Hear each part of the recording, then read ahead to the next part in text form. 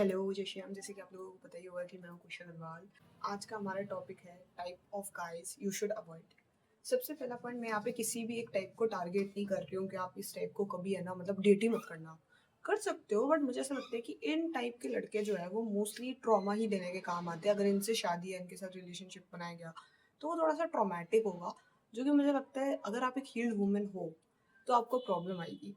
सो मेरा बस उसी वे के अंदर है कि भाई ये सारे लड़कों को मैं पर्सनली अवॉइड करना पसंद करूँगी। जिसमें सबसे पहले आता है द फ्रेंडली गाय। ये टाइप ऑफ बंदा हर किसी से फ्रेंडली है, ये लड़कों से भी फ्रेंडली है, लड़कियों से भी बड़ा फ्रेंडली है, which is like, because personally मैं ये बोल रही हूँ, देखो मुझे कोई प्रॉब्लम नहीं अगर कोई मेरा बंदा लोगों से बात कर रहा है, वो करे। लेकिन भाई अगर वो हर लड़की से हंस हंस के बातें करेगा, भाई मेरे पास कुछ है जो जलेगा बहुत बुरा। तो पर्सनली मैं एक बंदी हूँ जिसको मेरे को पसंद, मैं थोड़ी पॉजिटिव काइंड ऑफ बंदी हूँ। मुझे नहीं अच्छा लगता कि मेरा, कहते हैं कि एक्सक्लूसिविटी वाली बात आ गई यहाँ पे। इट्स नॉट अबाउट कि वो बंदा फ्रेंडली है, इट्स अबाउट कि उसके ना एक्सक्लूसिविटी है ही नहीं। अगर वो एक्सक्लूसिव नहीं है, अगर वो हर किसी के लिए प्रेजेंट है, तो फिर वो मेरा बंदा तो नहीं बन सकता। बिकॉज मैं ऐसी बंदी हूँ, मैं हर किसी को एंटरटेन नहीं करती। मैं ऐसी बंदी हूँ, अगर मेरे सामने 4 लड़के खड़े हैं तो मैं कभी भी उनके सामने एंटरटेनिंग नहीं होंगी कि भाई देखो देखो मैं कितनी एंटरटेनिंग, ऐसा नहीं होता। मुझे बहुत टाइम लगता है किसी के सामने थोड़ा सा ओपन होने में, फिर उसके बाद उस पर ट्रस्ट करने में, एंड देन मैं एंटरटेनिंग नेचर जो है मेरा बाहर आता है।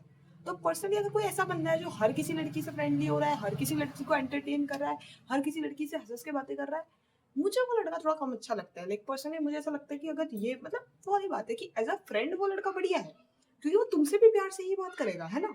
लेकिन तुम सोच के देखो, एज अ गर्लफ्रेंड वो बंदा बिल्कुल भी अच्छा नहीं है, बिकॉज वो सबसे प्यार से बातें करेगा और तुम ऐसे देखोगी, यार ये इससे भी साथ भी हंस रहा है, उसके साथ भी हंस रहा है, इसके साथ भी हंस रहा है, ये तो मेरे साथ भी हंस रहा है।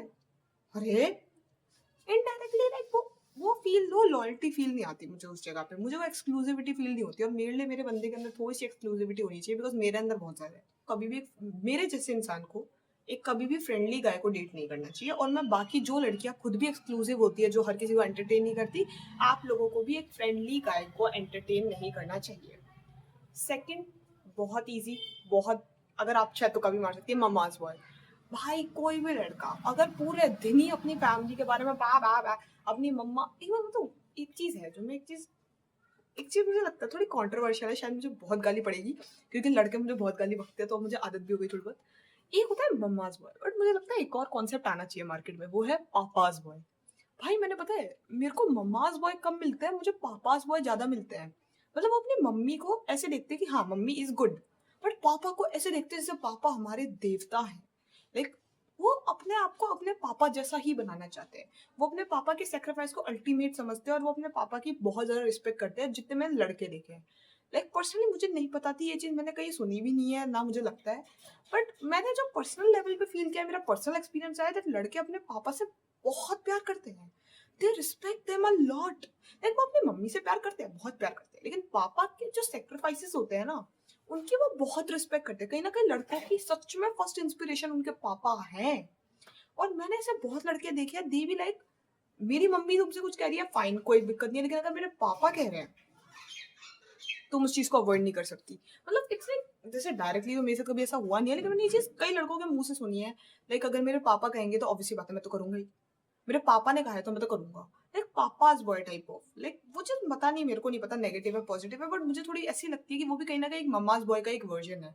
मोस्टली जो भी लड़के ऐसे होते हैं ना कि भाई मैं अपने पापा की बहुत मानता हूँ, उन्होंने कभी बताया नहीं होता अपने पापा को कि हमारा रिलेशनशिप चल रहा है, ठीक है। अब तुम इमेजिन करो कि तुम्हारा उस बंदे के साथ रिलेशनशिप है, उसके पापा तुम्हारे मुंह पे बोलते हैं कि नहीं ये लड़की नहीं चलेगी, वो बंदा तुम्हें स्विच करने में 10 सेकंड भी नहीं लगाएगा भाई। 10 सेकंड में कहते हैं मम्मी की पसंद से शादी करूंगा। भाई मैंने पापा की पसंद वाले भी देखे हैं कि पापा को यही लड़की, ऐसी लड़की चाहिए तो पापा के टाइप की ही लड़की लेकर आऊंगा। व्हाट भाई, तो फिर रिलेशनशिप क्यों बनाया, पापा को तो पूछ ले। मतलब मेरे साथ तो ऐसे कोई कमी धोखेधाड़ी हुई है, मैं थोड़ी कम फंसती हूँ ऐसे मैटर में। मेरी किस्मत अच्छी थी बचपन से।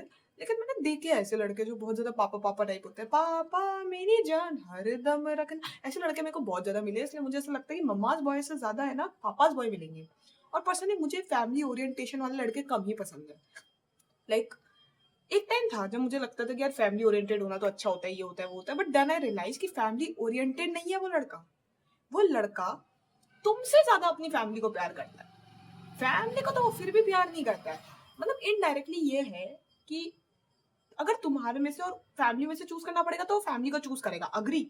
लेकिन अगर उस लड़के को तुम बोल दोगे ना कि अपने घर वालों की सेवा करनी है या कुछ काम है, मतलब कहते हैं ना एक रिस्पॉन्सिबल बेटा बनना है, तो वो उससे नहीं हो पा रहा है। इनडायरेक्टली वो सिर्फ तुम्हारे अगेंस्ट चूज कर रहा है अपनी फैमिली को, बाकी उसको भी फैमिली की कुछ खास लेनी देनी पड़ी नहीं है। तो इनडायरेक्टली मुझे ऐसा लगता है कि मम्माज बॉय और पापाज बॉय दोनों के दोनों को तुम्हें अवॉइड करना चाहिए, क्योंकि मुझे ऐसे लड़के बहुत खतरनाक लगते हैं जो ऐसे होते हैं ना कि भाई मेरी फैमिली मेरे लिए सब कुछ है टाइप्स। बिकॉज मुझे ऐसा लगता है कि उसकी फैमिली कभी मुझे एक्सेप्ट नहीं करेगी, बिकॉज मैंने आज तक किसी का ऐसा सुना नहीं है कि उनको ससुराल अपने घर जैसा मिल गया, और मिला भी हो तो पता नहीं क्या सीन रहा है। मुझे तो ऐसा ही लड़का चाहिए जो कि सबसे पहले मुझे रखे over his family and his friends too. इसी के साथ हमारा थर्ड टाइप आता है द फ्रेंड गाय। भाई ये लड़के पता है कैसे होते हैं, इन लड़कों के लिए इनकी फैमिली और इनकी बंदी दोनों ही मैटर नहीं करती, इनके लिए बस अपने दोस्त मैटर करते हैं। मतलब पता नहीं भाई, मैंने ऐसे लड़के मतलब लिटरल मेरी लाइफ में रहा है, इसलिए मुझे पता है। उन लड़कों का फ्रेंड सर्कल इतना क्लोज है कि तुम सोच भी नहीं सकते। मतलब वो लड़का तुम्हारी जगह अपने दोस्तों के साथ ही सब कुछ कर रहा है, उसके गेम्स अपने दोस्तों के साथ है, उसके नाइट आउट्स अपने दोस्तों के साथ है, उसके मतलब कहते हैं ना वो अपना पूरा टाइम अपने दोस्तों को ही देगा, इवन तुम्हारे से भी ज्यादा। और तुम उस टाइम पे ये सोचोगे कि यार ये देखो, एक चीज होती है, अगर वो तुम्हारी जगह किसी लड़की को एंटरटेन करे तो तुम उसको चीटिंग बोल सकते हो, बट अब वो तुम्हारी जगह किसी लड़कों को एंटरटेन कर रहा है और तुम उसे गे भी नहीं बोल सकते जल्दी से, तो अब तुम बोलोगे क्या? क्योंकि इनडायरेक्टली टाइम तो तुम्हें नहीं मिल रहा है ना, प्यार तो तुम्हें नहीं मिल रहा है, प्रायोरिटी तुम्हें नहीं मिल रही, कंसिस्टेंसी तुम्हें नहीं मिल रही, तो इनडायरेक्टली गलत तो तुम्हारे साथ हो रहा है, बट तुम उस गलत को गलत भी नहीं बोल पाओगे, क्योंकि हमारे माइंड के अंदर चीटिंग होता है लड़कियों के साथ बातें करे, अब वो लड़कों के साथ घूम रहा है। लिटरली मेरी लाइफ में एक ऐसा लड़का था जो मुझे बहुत टाइम तक पसंद करता था, बहुत टाइम तक, तो उसने मुझे इतना एफर्ट दिए कि मैंने उसको एक छोटा था ना, छोटा मुझे ऐसे मतलब थोड़ा सा ऐसा कर दिया था कि शायद मैं तेरे को हाँ बोल दूंगी, बिकॉज वो बहुत एफर्ट देता था। तो मुझे लगता था कि शायद मुझे हाँ बोल देनी चाहिए, क्योंकि उस बंदे को बस सालों हो गए थे। तो मेरे को लगा यार इतना भी किसी को परेशान नहीं करना चाहिए, और फिर मैंने गलती से कोई उल्टी सीधी शर्त लगा दी थी और मैं शर्त हार गई थी, जो कि मैं हमेशा हार जाती हूँ। तो इस चक्कर में मैंने सोचा कि चलो यार हाँ बोल ही दूंगी इसको एट द एंड। बट वो बंदा इतना हरामखोर निकला कि जैसे ही ये बात हुई ना कि हाँ चल मैं हाँ बोल दूंगी, वो बंदा पता नहीं कैसे पलट सा गया, वो अपने दोस्तों के साथ ही पूरा टाइम स्पेंड करने लग गया। और पता है वर्स्ट पॉइंट क्या था, कि गर्मियों के टाइम पे मेरा मन था कि मैं उस बंदे के साथ वाटर पार्क जाऊं, और मैं ना अपने जहाँ पे मेरा कॉलेज है वहाँ पे वाटर पार्क तो बहुत दूर की बात है, वहाँ पे थिएटर तक नहीं है। मतलब इनडायरेक्टली मैं एक गावड़े के अंदर हूँ जिसको सिटी बोला जाता है, इनडायरेक्टली। तो सही बता रही हूँ, मेरा जहाँ पे कॉलेज है ना वहाँ पे सिर्फ कॉलेज है, उस पूरे एरिया का सबसे फेमस जगह है वो college, just imagine.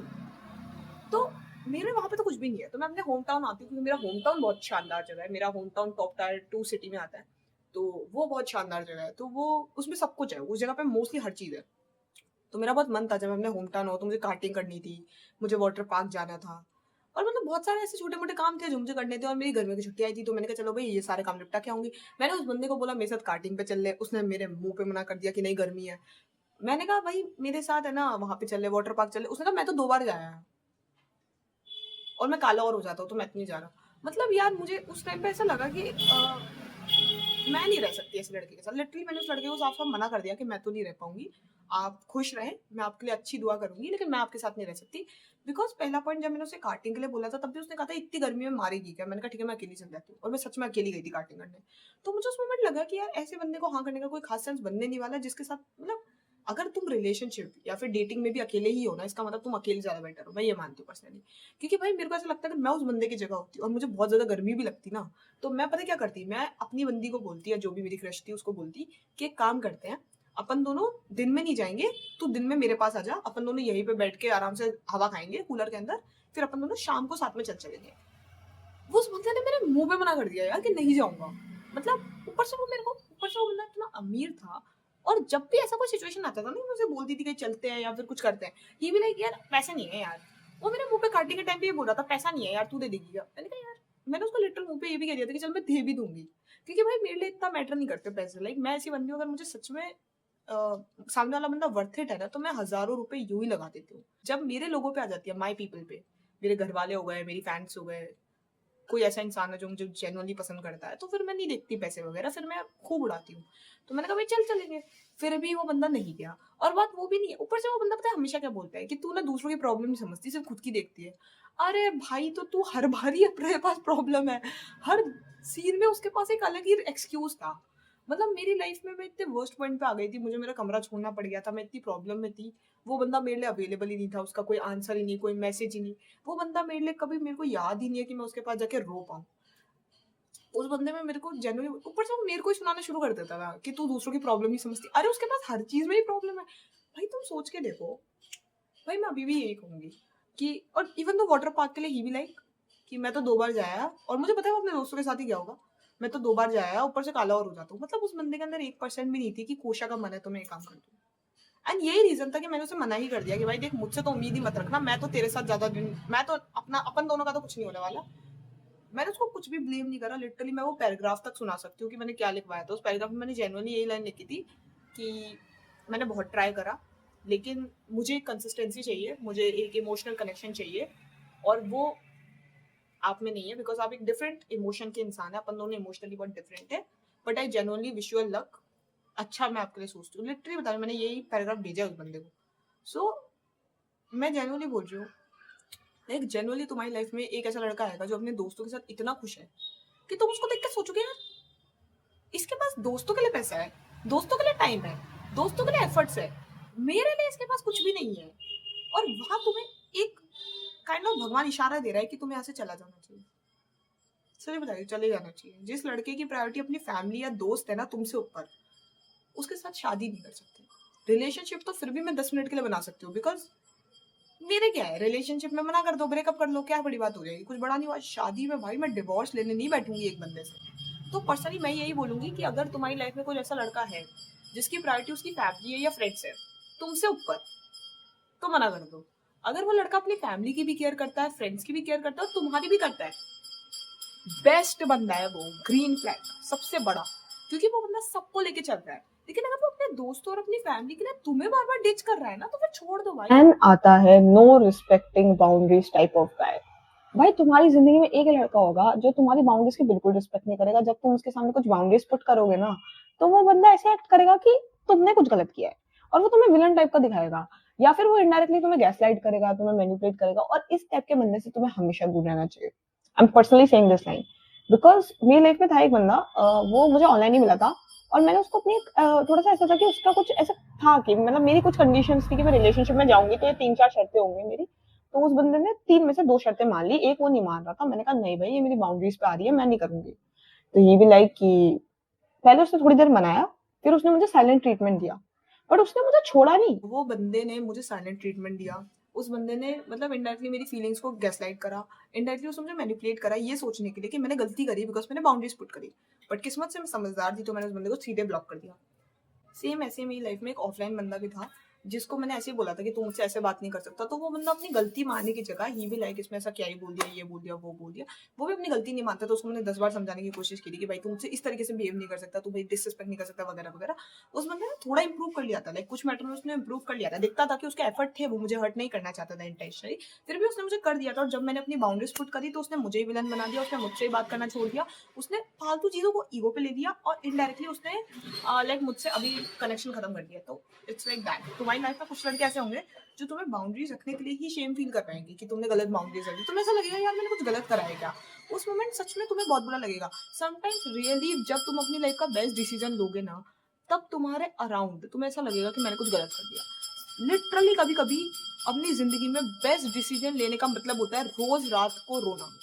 That is the best decision जो तुम खुद के लिए ले सकते हो, बिकॉज समटाइम्स लिटरली तुम्हें नहीं पता होगा, लेकिन बहुत तगड़ी चीज तुमने की होगी, लाइक खुद को तुमने ऑलमोस्ट एक गड्ढे से बचाया होगा, लेकिन तुम्हें फिर भी बहुत बुरा लगेगा बिकॉज कहीं ना कहीं तुम्हें नहीं पता कि वहां पे गड्ढा था।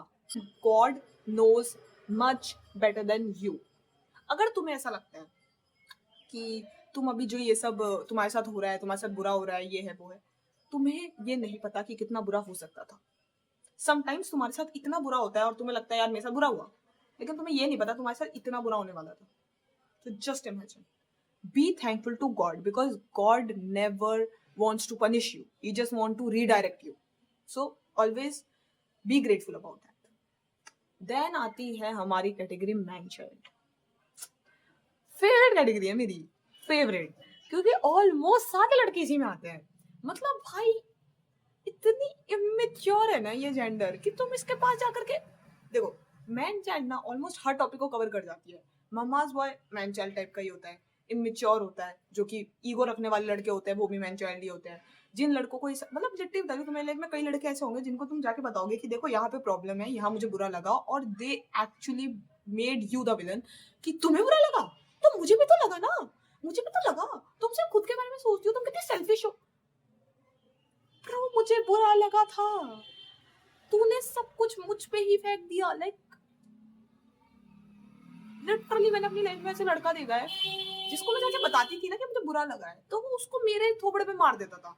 लाइक जैसे मैंने उसको जाके बताया कि देख भाई ऐसा था, मैं बहुत परेशानी में थी, ये थी वो थी, तूने मुझसे प्यार से बात भी नहीं की, ये नहीं किया, वो मेरे पे ही चढ़ गया कि तूने भी तो बात नहीं करी, तूने भी तो ऐसा हुआ, मेरे साथ भी बुरा हुआ है, ये हुआ है वो। भाई मैं खुद कंफ्यूज हो गई थी कि मैंने गलत किया या मेरे साथ गलत हुआ है। लाइक जेन्युइनली वो मुझे पता क्या बोलता था कि तू एक नंबर की सेल्फिश है, बिकॉज तुझे वही चीज फील होती है जो तेरे साथ हो रही है, तुझे दूसरे की नहीं पड़ी। अरे तो दूसरे की पड़ेगी क्यों? मुझे बुरा लगा, मुझे हर्ट हुआ, तो मैं अपना ही देखूंगी ना, मैं सामने वाले के लिए क्यों बैठी रहूंगी कि भाई उसको कितना बुरा लगा, उसको क्या लगा।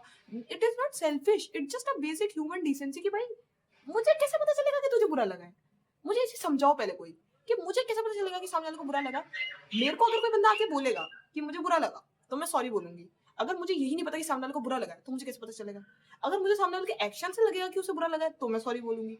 अगर सामने वाला एकदम नॉर्मल एक्ट कर रहा है, वो एकदम परफेक्टली एक्ट कर रहा है, और जब मैं जाके बोल रही हूँ कि नहीं मुझे तो बुरा लगा है, मुझे ऐसे तूने ट्रीट करा, और फिर वो बंदा अचानक से अपने रोने लेकर आ जाएगा, मतलब वो मुझे रोने ही नहीं दे रहा है सामने वाला, वो बंदा मुझे मतलब वो मानने को तैयार नहीं कि मुझे बुरा लग रहा है। मतलब भाई क्या मैन चाइल्ड हो यार तुम, क्यों यार, मतलब क्यों कर रहे हो भाई ये सब। मतलब ये तो भाई लगता है मतलब कहते हैं ना क्या होता है, मानसिक यातना दे जाते हैं ऐसे लड़के मुझे तो, कि भाई मैं खुद कंफ्यूज हो गई थी उस बंदे से बात करके कि सच में मैंने गलत किया है क्या।